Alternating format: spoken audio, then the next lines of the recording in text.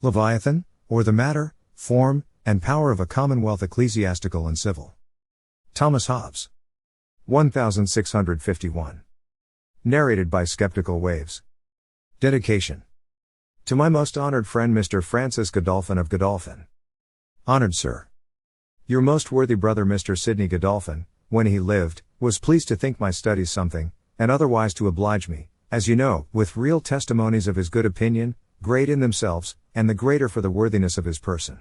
For there is not any virtue that disposeth a man, either to the service of God, or to the service of his country, to civil society, or private friendship, that did not manifestly appear in his conversation, not as acquired by necessity, or affected upon occasion, but inherent, and shining in a generous constitution of his nature.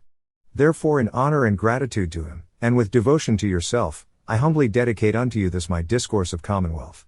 I know not how the world will receive it, nor how it may reflect on those that shall seem to favor it. For in a way beset with those that contend on one side for too great liberty, and on the other side for too much authority, 'tis hard to pass between the points of both unwounded.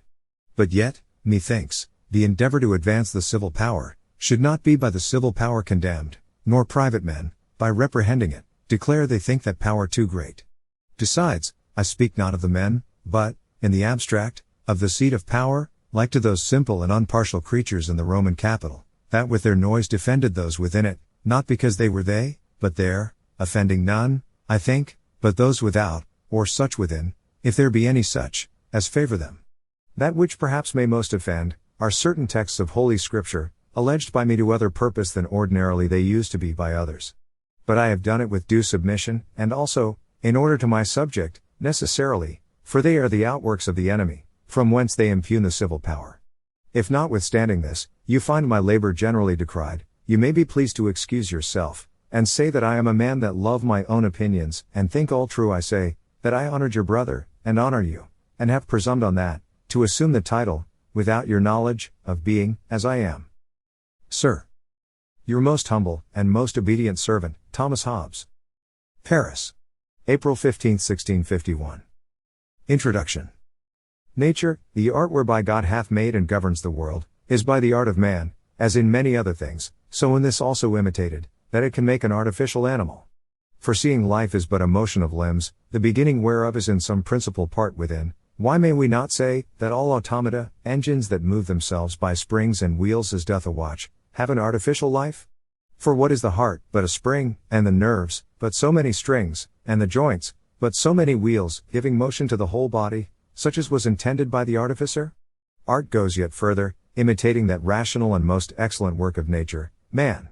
For by art is created that great Leviathan called a Commonwealth, or state, in Latine civitas, which is but an artificial man, though of greater stature and strength than the natural, for whose protection and defense it was intended, and in which, the sovereignty is an artificial soul, as giving life and motion to the whole body, the magistrates, and other officers of judicature and execution, artificial joints, reward and punishment, by which fasted to the seat of the sovereignty, every joint and member is moved to perform his duty, are the nerves, that do the same in the body natural, the wealth and riches of all the particular members, are the strength, salus populi, the people's safety, its business, counselors, by whom all things needful for it to know, are suggested unto it, are the memory, equity and laws, an artificial reason and will, concord, health, sedition, sickness, and civil war, death.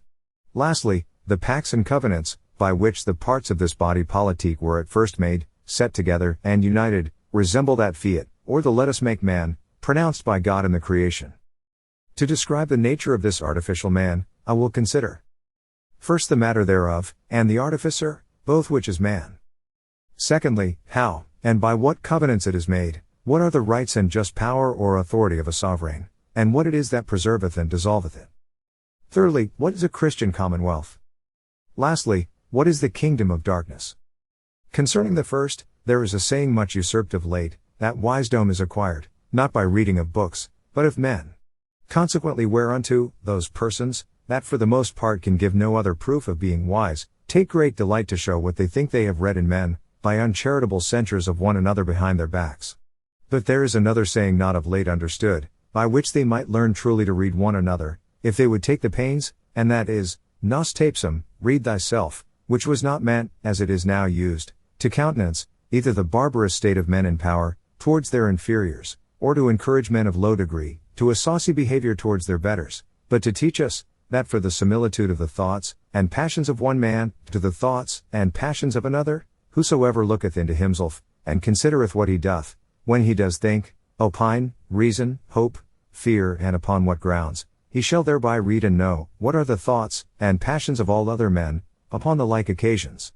I say the similitude of passions, which are the same in all men, desire, fear, hope, not the similitude or the objects of the passions, which are the things desired, feared, hoped, for these the constitution individual and particular education do so vary, and they are so easy to be kept from our knowledge, that the characters of man's heart, blotted and confounded as they are, with dissembling, lying, counterfeiting, and erroneous doctrines, are legible only to him that searcheth hearts. And though by men's actions we do discover their designees sometimes, yet to do it without comparing them with our own, and distinguishing all circumstances, by which the case may come to be altered, is to decipher without a key, and be for the most part deceived, by too much trust, or by too much diffidence, as he that reads, is himself a good or a vil man. But let one man read another by his actions never so perfectly, it serves him only with his acquaintance, which are but few. He that is to govern a whole nation, must read in himself, not this, or that particular man, but mankind, which though it be hard to do, harder than to learn any language, or science, yet, when I shall have set down my own reading orderly and perspicuously, the pains left another, will be only to consider, if he also find not the same in himself. For this kind of doctrine, admitteth no other demonstration.